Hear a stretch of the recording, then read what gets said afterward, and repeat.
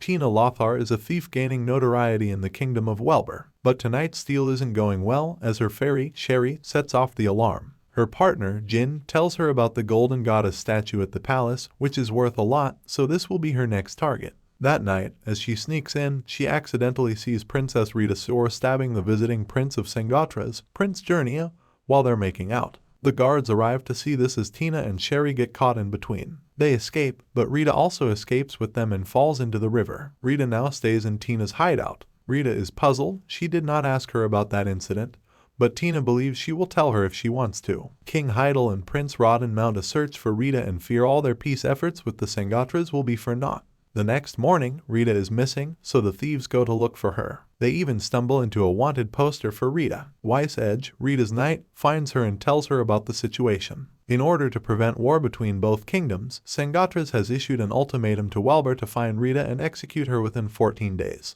Of course, this will all be an act, and Rita will not be executed publicly. He passes her a letter and wants her to go to greet him. Tina hears this and wants to accompany her as her bodyguard there. Weiss doesn't trust her, but bandits ambush them. Luckily, Rita can fight, so she's no damsel in distress. It turns out the bandits are paid by Galahad Iger. He is Jernia's aide and knows about the publicity stunt. He vows revenge for Jernia and will kill Rita himself. Weiss fights him to give time to the ladies to escape, but gets fatally wounded. If not for an AI tank barging in, Count Serrano de Bergerac, the ladies wouldn't have made their timely escape. A dying Weiss wishes for Rita to take the letter to King Nushwan of Greedom in order to avoid an all-out war and for Tina to assist her on that. It seems Tina has a reason to head to Greedom, as she wants to find the man with the wasp tattoo.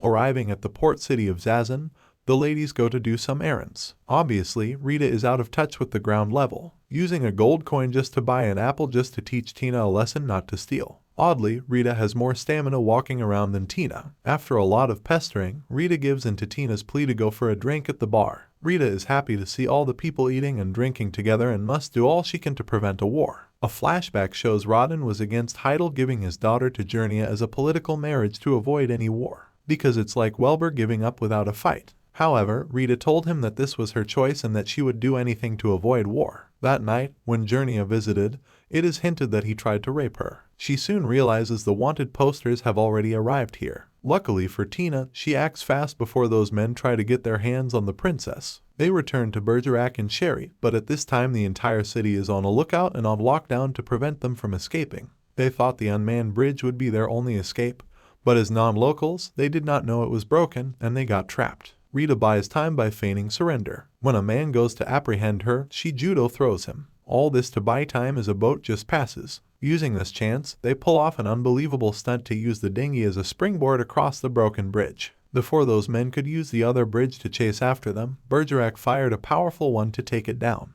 As they continue their journey, Rita realizes she has been quite naive. She changes her image by cutting her hair, throwing away her princess outfit, and giving up her princess title.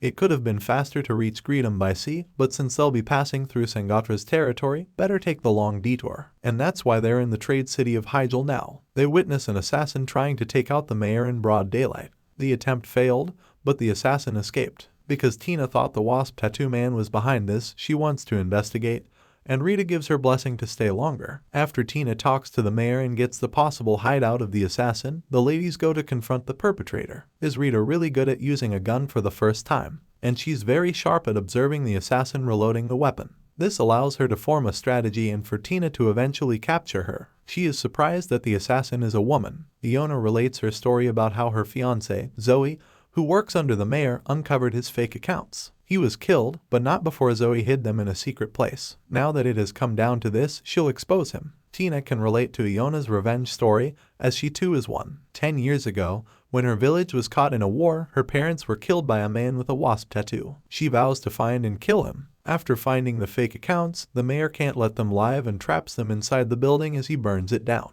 Tina and Rita manage to get Iona to safety, but soon the building collapses. The mayor thought all evidence and witnesses had been destroyed, but soon guards came in with proof to arrest him. But how? When the building was collapsing, Tina shot the rope off a bell, so they hid under it while the building came crashing down. Unbelievable. Now that Iona's revenge is done, she still feels so sad. Tina and Rita continue their journey.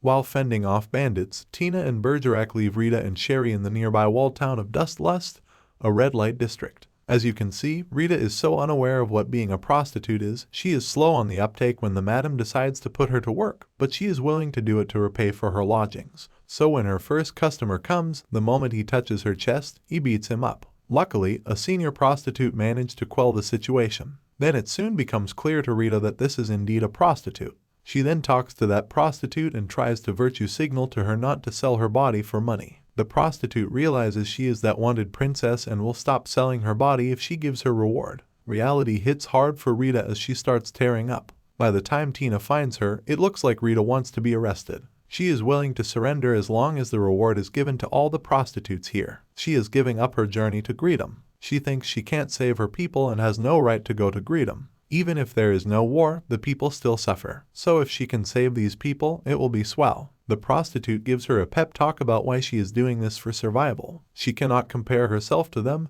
as she hasn't even put in any effort. There is a job that she, as a princess, must do. Now enlightened, Rita admits her mistake and will continue her journey. However, a Sangras official is here to capture Rita after a client overheard and tipped him off. As Rita feigns being captured by him, all the prostitutes then clamor over him to give him good service. In the midst of that lovemaking, Rita escapes. He blames everyone, but when pointed out that he would also be blamed, the next best thing to save everyone's skin and his own is to pretend that nothing happened here. With that, our ladies manage to get out of here and continue their journey with no incident. Another round of fending off bandits. In order to distract them, Tina hijacks a wagon while a couple is inside and lets the bandits go after her. Unfortunately, Tina got shot, although the bandits realize the princess isn't in this wagon. Tina is picked up by a smuggler, Tak, who brings her back to his hideout, and his comrades help nurse her. Tina joins Tak and his men in some revelry after she thinks Rita and the rest have left to continue their journey. After all, they promised to meet at some monument, but since it has been almost half a day, she must have left.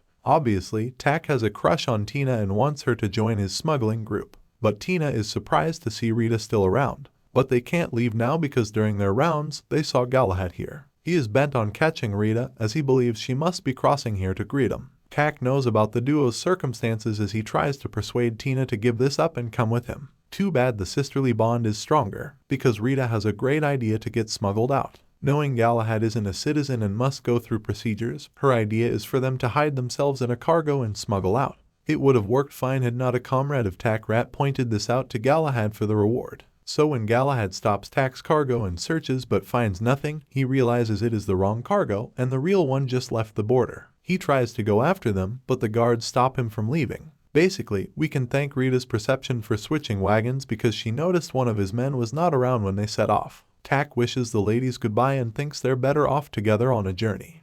We see Weiss is still alive and meet Jamal Kayla, a commander of the Sangras army. She reminds him about the deadline to execute Rita. As for Galahad, he is acting on his own, so there's no way they can keep tabs on him. Crossing through the snowy mountain pass, Tina gets separated from Rita during the blizzard. Rita unfortunately stumbles into Galahad. A short skirmish, but the blizzard makes it all the harder. Rita takes refuge at a cabin, and shortly Galahad enters and knows she is hiding here. Before he kills her, he is stung by a venomous spider. Rita will not let him die, and she wants to save him. He must teach her how to start a fire so she can help nurse his fever, because if he dies, he cannot take revenge on her. As Rita nurses his fever, she explains that she cannot let anyone die before her, even if that person is her enemy. Since Galahad still accuses her of trying to kill Jernia, he claims her act has not everything because Sangras king, Rambranov, decided this marriage would strengthen their friendship. But Rita's side of the story is different, as she thought refusing this marriage would lead to war. That's why she doesn't mind this marriage as long as war can be avoided.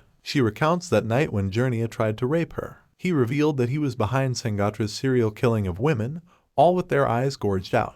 He wanted to make Rita his 10th victim. She refused, and in that struggle, she accidentally stabbed him. Galahad cannot believe that story because he has been Jernia's childhood companion and knows he is a wise and good person. Rita drinks her cup laced with poison. While she was attending to something, Galahad crushed a spider and dipped its venom into her cup. He is glad he can still get his revenge and will even resort to this. Rita accidentally drops the lamp, causing the cabin to burn. This allows Tina's side to spot the fire and barge in to save Rita. But Rita also wants Galahad to be saved. Thanks to Tak's remedy, Rita is healed and they leave one for Galahad too. They continue their journey, and once Galahad is healed, he too continues his pursuit. Rodin is getting impatient and wants his father to give him authority to use force to make Greedham yield to us. Because Hayel will protect the country in his own way, Rodden too will do the same. This crystal ball thingy is trying to look into the future. Tina and Rita are stopped by a shady checkpoint guard. After searching for them and finding nothing, he lets them go. But soon they realize the letter is missing as well as their gold. They've been duped by a pickpocket, so they head to town to look for him, and lucky for them, they find him feasting on his newfound wealth. Tina gets back at him but soon learns that he threw away the scroll after realizing it wasn't valuable. As they go looking for it, they see it sitting on a hay wagon. Just as they chase and Rita is about to get it, the crow grabs it. Even when Tina tries to shoot to scare it off, it still doesn't drop the letter. It's time for Sherry to do something useful to chase after it, but seeing how things are going, it looks like she's been made a fool. Finally, the crow lets go and it's stuck on a tree. Rita climbs and grabs it, but the branch breaks and she drops into a shed filled with letters. At this time, they are surrounded by people. During Sherry's chase, they misheard about the ladies chasing after the treasure and misinterpreted a treasure map. As it gets rowdy, Bergerac fires a warning shot to disperse them. It won't take them long to find the letter since the case has their seal. But what's this? It is empty. It is then that Rita remembers that she took it out and put it in her bag as a precaution. After that, they continue their journey. With not much time left, Tina suggests taking a boat to greet him. While it is risky because it will be passing through Sangatra's waters, it is precisely that, as nobody will suspect Rita of being on that route. Sometimes the most dangerous option is the shortest route. Rita trusts Tina's experience and will go for it. While waiting for the boat, they book an inn. At first, Rita doesn't want to write so as not to give herself away, but after learning Tina cannot write, she does so. Galahad has returned to Sangatra's and he sees a woman victim with her eyes gorged out. He goes to see Jamal, who tells him the king wants to see him. However, as they are lovers, Galahad wants her to make an excuse because he wants to go see Jernia if he really survives the stab on his island. It seems Jernia doesn't hate Rita for stabbing him and still wants to marry her. He knows his father has no interest in Rita and is merely using this to start a war. Then, asking about the serial murders, Jernia doesn't bat an eyelid to admit he is the culprit. In fact, the king and some royal members knew about this and covered it up. Jernia is surprised because he thought Jamal would have told him everything. Galahad then goes to see the king and has a message from Jernia. He wants the public execution of Rita to be rescinded and to continue with their wedding. Galahad's informants have located Rita's whereabouts. Rambranov gives his permission to take Rita here, and if she refuses, they are allowed to use force to kidnap her. Then Galahad questions Jamal about not telling him about Jernia's scandal, but she brushes it off. They should focus on their mission. When Tina and Rita are about to leave their inn the next morning, they are surrounded by Galahad and his men. Jamal informs them of the new condition, but of course Tina and Rita refuse. They make a run for it through the streets while the Sangatra's side gives chase. When Galahad seemingly corners them up ahead, all he needs is to shoot to stop them. However, the confusing visions of Jernia clouded his vision, and just like that, he let those ladies escape. Worse, he decides to leave on his own, causing Jamal to think he has betrayed Jernia. It looks like they've missed the boat, and since it is only once per day, they have to wait for tomorrow. That means staying here for a full day with nothing else to do. Bored, Tina goes to the casino to make some money. Thank goodness Rita is here to stop this gambling madness and take her back. Obviously, Rita is mad at her for all this. She has Tina make a promise with her to stop stealing. Tina agrees since it is about time she puts this thief thingy behind. Jamal reports to Jernia about their failed mission. She will take any punishment, but he lets her off. As for Galahad, he already knew about it, as the soldiers told him. While Rita waits for Tina for dinner, a small commotion is heard. A jewelry store got robbed, then Tina showed up. Rita then brushes her suspicions aside and believes she found the wrong person. That night, as Tina looks at a ring she got, Rita wants to know how she got it. Well, Sherry told her it was her birthday tomorrow, so she was going to surprise her with it. Of course, she didn't steal it and sold her uniform to buy it. Rita then mentions the robbery, so Tina thinks she suspects her. To prove her innocence, she will apprehend the culprit.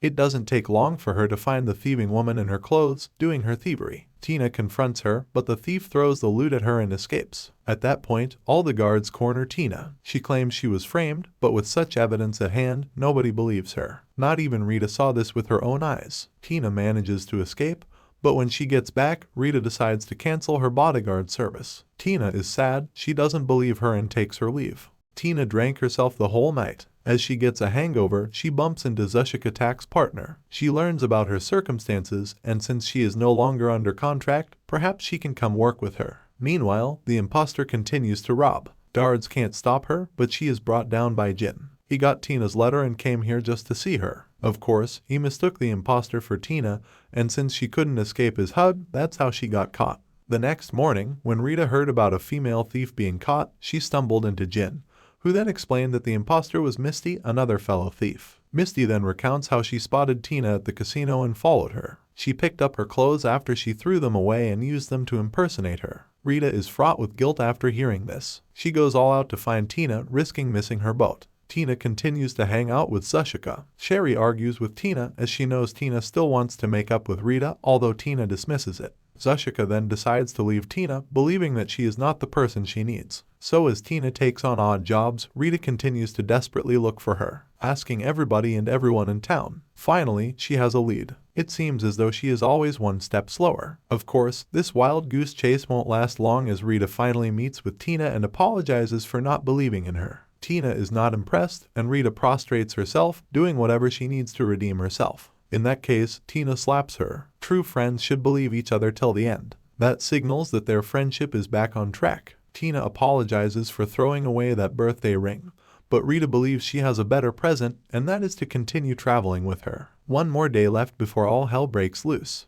We take a break from the duo's journey as we now see Jamal looking for Galahad. However, her search is interrupted when Journia wants an audience with her. Speaking of Galahad, it looks like he is a farmer in a small village, and a possible husband candidate for Rio, the farmer's daughter. So flashback on how they both first met as soldiers. Both were promoted to captains of their respective regiments because an ex-captain killed the other, and Journia ordered them to kill this traitor. And just like that, they fell in love. Now Jamal sees Journia, who is thinking of merging the regiments into a single unit. Since Jamal is left, she will be the new leader, and as for Galahad, as a traitor, he will be executed. That is her new order. Jamal pleads for a chance for Galahad since he has done a lot for him. Jamal doesn't hesitate to say that she is truly in love with Galahad, but Journia thinks words of love are empty and wants her to show him her extent of love. When Jamal finds Galahad, it looks like she has lost an eye. She wants him to come back with her as Journia may still forgive him. However, he can't go back to that place as he doesn't know what he is fighting for. He can't believe she did nothing and let Journia commit all those murders. As a soldier, she must obey orders even if her superior is a murderer. Then she forces him to duel her, but it's just a ploy because he shot her dead while she purposely missed. That's her proof of love. She reveals the truth. Journia ordered her to bring her women with blue eyes, no matter who they were, but only later found out that he killed them. Jamal dies, and after Galahad buries her, he finally finds his answer. He is going back to avenge Jamal's death in Journia. So goodbye, Rio. Find a better husband. With the deadline passed, Rambernov is gleefully preparing himself for war. With war impending, many try to escape. The soldiers are trying to smoke out, and it seems that one of them manages to get away and give some random citizens important documents to be handed over to Hayel. Because, as Hayel receives those documents, these are the war blueprints of the Sangras. Even so, Hayel will not act first, as it will be seen as an act of aggression, and Wellber wants to start a war. This disappoints Rodden, who thinks he has gone soft, so he is going to take things into his own hands. Rita and Tina have now arrived at Sangras. Journia sees his father and has information that Rita will be here. He sends his men to harass the people on the boat that just arrived. Rita will not tolerate this and will show herself. She realizes that all this will not end if she does not see Journia himself. She is taken to see him, and he is glad that she is back. He loves her blue eyes, which remind him of his mother. As for the marriage, she refuses to marry him. Before he wants to discuss her on that, he takes her to show something. Behold this lane guard. It is a damn huge warship. Apparently, Rodden and his small team are here to sabotage the ship. He spots Rita and makes himself known. He fights Journia over Rita, but this is all just to buy time and distraction for his men to plant bombs on Leingard. Once the ship is on fire, Rodden and his men escape. They have to come back for Rita next time, as Journia takes her into custody. Meanwhile, Tina has snuck into the castle, but heard she isn't around. She escapes, but this time she gets injured by a guard's fire. Luckily, she is picked up by Galahad, and both have their reasons to go confront Journia.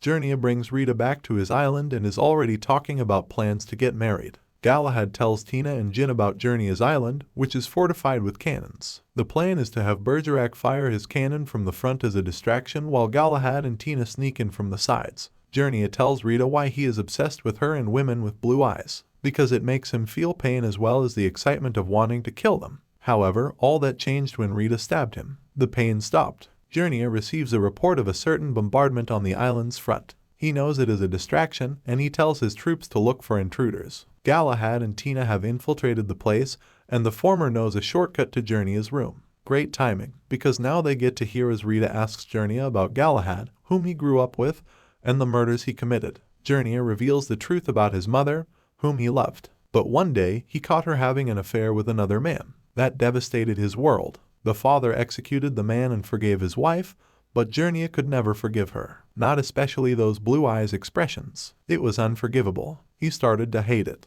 Then her mother committed suicide. His hatred could no longer be silenced. Galahad comes out of hiding to blame Journeya for turning Jamal into who she was. Tina takes Rita to escape, while Galahad confronts Journeya. At this point, the whole island is in flames. Bergerak's cannon is so freaking powerful, and everything on this island is so inflammable. Journeya used crocodile tears to plead for forgiveness, just to get close to Galahad and hug him, just to stab him. But Galahad also had the same idea and stabbed him. Galahad still lives, so he can show the ladies the best way to escape. Yeah, this unbelievable moment at the tower top. As Bergerac spots them, he fires at the tower's base. The whole thing comes crumbling down, and they all dive into the sea. However, Journeya is still alive, but he gets crushed by the falling ceiling. In the aftermath, Rambernov realizes his son is dead, and so his grudge against Hayel continues. Hayel receives word from Greedham wishing to talk about the war. Meanwhile, we see Rita and Tina saying an emotional goodbye to each other. Thank you for watching till the end, and please don't forget to subscribe.